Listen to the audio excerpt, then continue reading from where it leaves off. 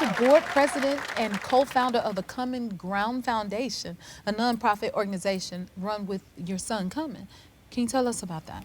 One of the things that we do is we take students when they graduate from 8th grade, and we keep them all the way through high school until we get them into college. That was the original intent, but they don't leave us. So now we have them all the way through college. Wow. And while they're with us, what we try to do is develop the whole child. We work with them academically, spiritually, culturally, preparing them to get ready to be really contributing citizens to society. Wow. I love that. I love when you say you don't leave them. Do most people leave children on their own? And what do you mean by you don't leave them? Well, basically, they can reach out to us at any time. Even though they're in college, they still reach out to us. As a matter of fact, I have one of the young men who actually was in my 6th grade class in school when I was a principal, and now he's with us working as a mentor. So they don't leave us. Wow. And they become the mentor. They become the mentor. Wow. Okay, talk to me now. Let's get into your book, Tomorrow's Children. This is so important to me. This is why this book touched me so much, because I'm raising a kid right now in a society full of technology, which at times feel like it could be having more of an influence on the kids than parents, so we're up against a lot. So I feel like this book it is extremely helpful for mothers that are raising kids today. And I know some of y'all understand right now what I'm talking about. So can you tell us about your book, Tomorrow's Children? The book came about because I attend a technology conference every year, ASU, and I was really excited last year because there was so much new technology, and I was introduced to AI and several programs that would have helped me as a teacher. So I left there real excited. But by the time I got home, I started to thinking, okay, how are we gonna have high tech without high touch? High tech, high touch. Because the human element cannot be left out. And right now, I was beginning to see that that's what we were missing. Right. And so I started to think about, how was I raised? I was raised with manners. I was raised with respect. I was raised with gratitude. And I wasn't sure I was seeing that anymore. So I said, I think I'm gonna talk to some of the... Y'all can clap. My first intent, Jennifer, I said, I'm gonna go talk to the tech companies who are creating these educational materials for it.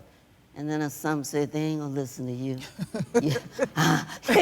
Why do you think you could walk into tech companies? I thought I could. So someone said, you need a platform.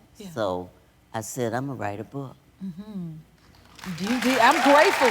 It's so necessary for this time because we're all still trying to figure out things. And I hear you have 10 lessons for parents, caregivers, anyone that's involved with the children to have a guide to follow. Let's talk about this lesson about co-parenting and who's parenting and what is co-parenting the child.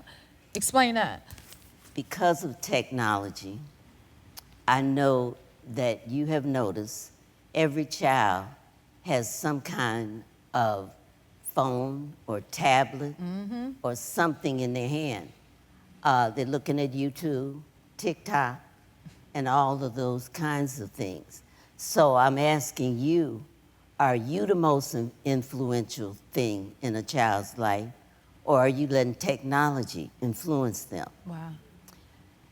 Technology is good, and it's here to stay. Yes. And so one of the things I think we have to do is instill the values in children that you want them to have so that they can be discerning. You're not gonna stop them from looking at TikTok. As soon as they get away from you, they're going right back to it, or some of the other social media.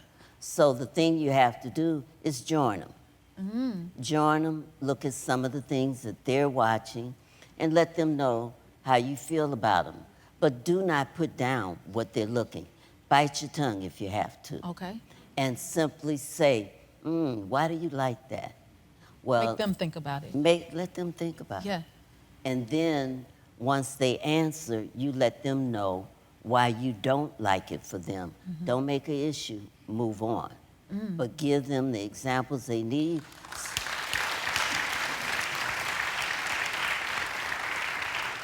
So if your child is watching another child being bullied on TV, they ought to be able to say that's not right because Jennifer has taught her son that that's not right. Well, we point them in the right direction But point them in the right direction. and teach them. Many of the young ladies who I really worry about think the less clothes they wear, the more popular they'll be, or they all become stars. And that's not the case. You need to tell them you're a star already. Right. You don't have to take your clothes off to be a star. You are beautiful.